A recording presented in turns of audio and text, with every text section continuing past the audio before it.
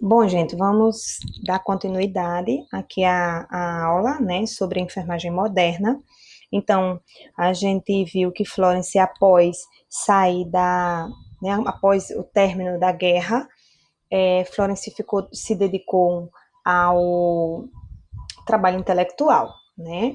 Então, graças ao prêmio que recebeu no governo inglês, né, um valor correspondente a 40 mil libras, conseguiu realizar seu sonho de criar uma escola para enfermeiras. Assim, deu início ao que ela considerava a única maneira de mudar os destinos da enfermagem, porque ela acreditava que só criando uma escola com regime militar, que foi, né, que tinha algumas exigências no que se refere a padrões morais, né? Ela acreditava que só dessa forma é que poderia mudar o destino da enfermagem. Então, ela cria a escola visando harmonizar o ensino e a prática da enfermagem. Assim, consegue passar sua visão acerca da doença e a outras pessoas que pudessem cuidar dos doentes de forma semelhante. O sonho de Florence, ao criar a escola, era reformar a enfermagem em sua pátria e no mundo inteiro. Ela queria mudar a cara da enfermagem, que era antes, né, que a princípio uma prática caritativa, para poder mudar para uma prática assalariada, como ficou, né? Já adiantando para vocês. Em suas experiências como enfermeira, mostrou a necessidade de cuidar do meio ambiente e do paciente, elegendo princípios e construindo procedimentos técnicos para a instrumentalização do cuidado de enfermagem.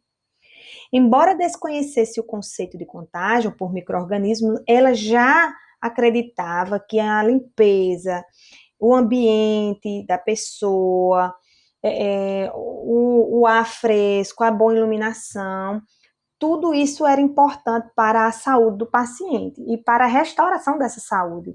Florence, ela ficou conhecida, né, como ela foi uma teórica que fez que fez a teoria ambiental ou teoria ambientalista, trazendo justamente a importância da natureza para a restauração da saúde do paciente. A disciplina rigorosa do tipo militar era uma das características da escola fundada por Florence Nightingale, bem como a exigência de qualidades morais das candidatas. Como eu falei para vocês, né, ela era regime militar, não era qualquer pessoa que poderia se matricular nessas escolas, tinha que ter índole, tinha que ter uma boa moral. O curso tinha a duração de um ano e consistia em aulas diárias ministradas, a princípio, por médicos. A primeira turma foi ministrada por médicos, porque não tinha enfermeiros capacitados para isso, certo? Então, eles, nessa primeira turma, foi que decidiram quais seriam as funções deles que eles poderiam passar para as mãos das enfermeiras.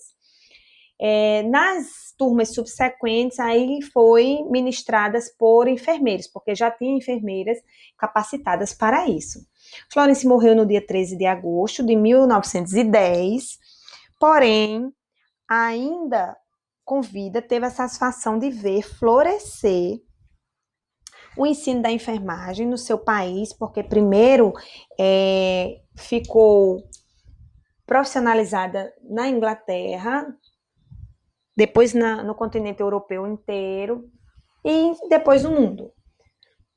Assim, a enfermagem surge não mais como uma atividade empírica, desvinculada do saber especializado, mas como uma ocupação assalariada que vem atender a necessidade e mão de obra nos hospitais, constituindo como uma prática social institucionalizada e específica, dando origem à enfermagem, ciência e profissão dos dias atuais. Então, por isso que eu falei para vocês que foi um divisor de águas essa enfermagem moderna.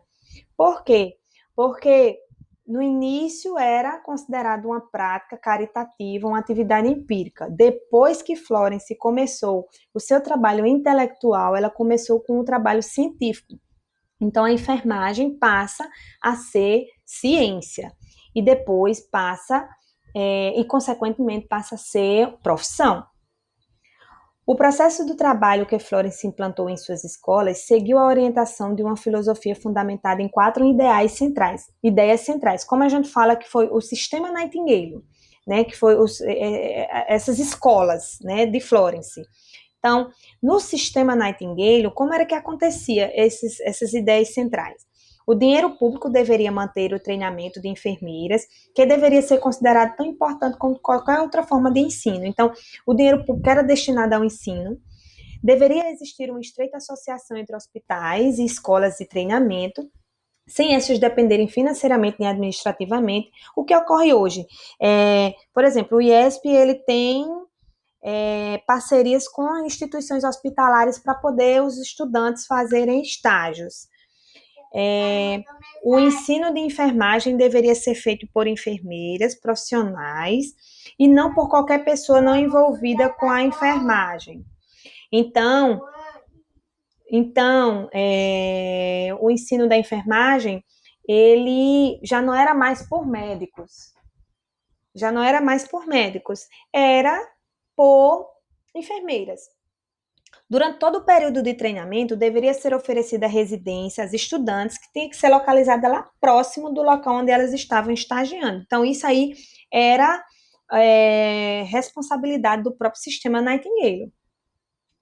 As primeiras escolas do sistema Nightingale de treinamento ministravam cursos com previsão de 1 ano. Então, os cursos eram de 1 ano, em 1 ano você se formava enfermeiro.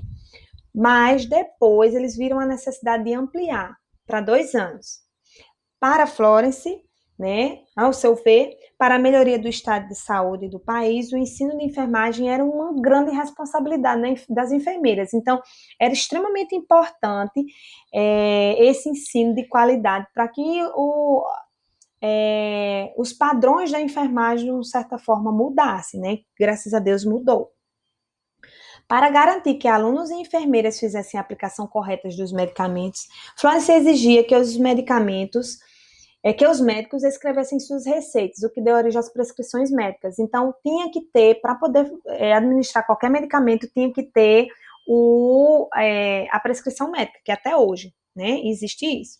Exigia também que as enfermeiras acompanhassem os médicos nas suas visitas aos pacientes, preconizava a ideia de que a saúde não significa estar bem, apenas estar bem, implica que a pessoa possa ser capaz de usar a sua capacidade. Então, ela aí falava a questão do autocuidado, que era extremamente importante, e isso levou Florence a julgar que o propósito da enfermagem é colocar o indivíduo na melhor condição possível, para que a natureza, olha ela mais uma vez trazendo a natureza, possa restaurar, possa preservar a saúde e prevenir e curar as doenças.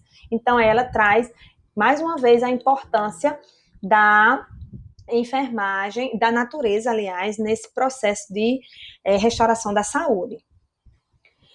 Seus 2 livros, Notas sobre Hospitais, escrito em 1858, e Notas sobre Enfermagem, escrito em 1859, são os mais conhecidos entre suas obras.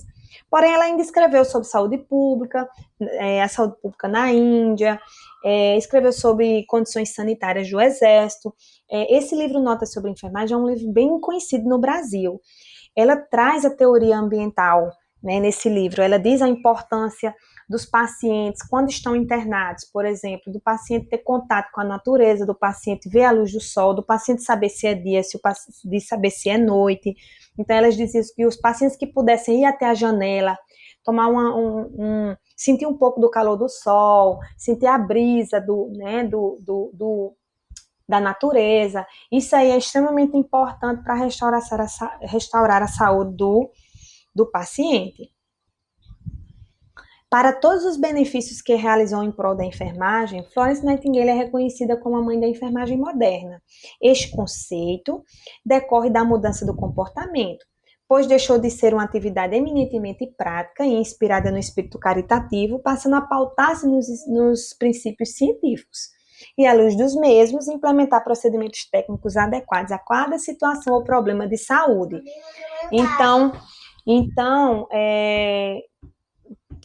a enfermagem passa aqui a ser uma prática totalmente científica, que foi o que mudou a história da enfermagem. Então, deixa de ser uma atividade caritativa, empírica, para ser uma atividade totalmente científica.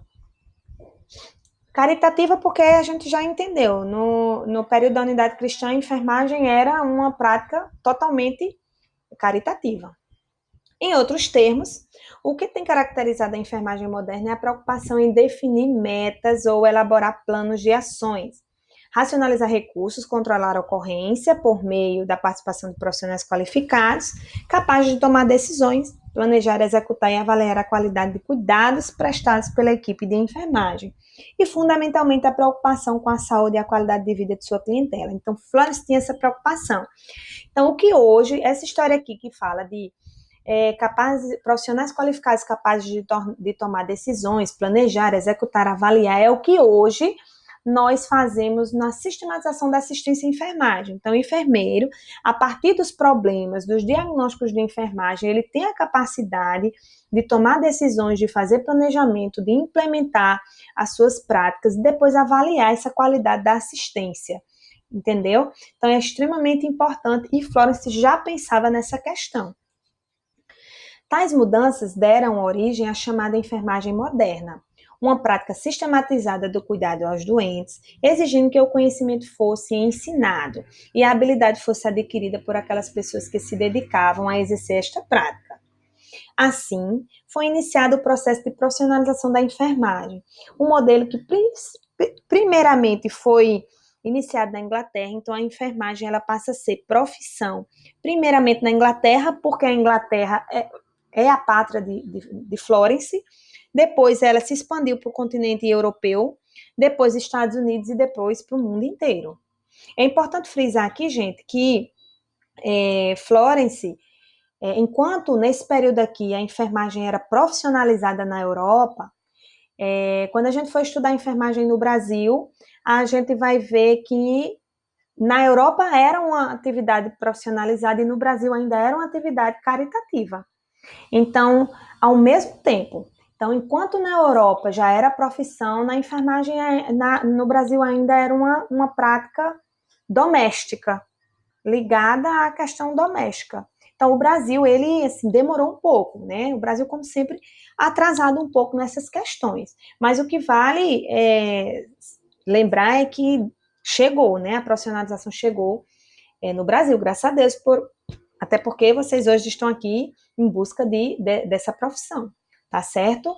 Então, vocês estudem, né, o conteúdo, qualquer dúvida, a gente faz uma proposta de alguma ferramenta ao vivo para tirar dúvidas no horário da aula, vai depender da necessidade de vocês, tá certo? Vocês vão escutar algumas vezes o barulhinho de Pedro, porque a gente está na quarentena, né? E eu não consigo mantê-lo quietinho. Então, algumas vezes no fundo vocês vão ouvir o barulhinho dele, mas aí vocês vão desconsiderando aí que eu não estou conseguindo deixar ele quietinho, tá? E qualquer dúvida a gente marca, tá bom? Aqui são algumas referências do conteúdo para que vocês possam se quiserem, né, ler algum artigo desses falando sobre flores. Ok, gente? Então, até a próxima aula, né?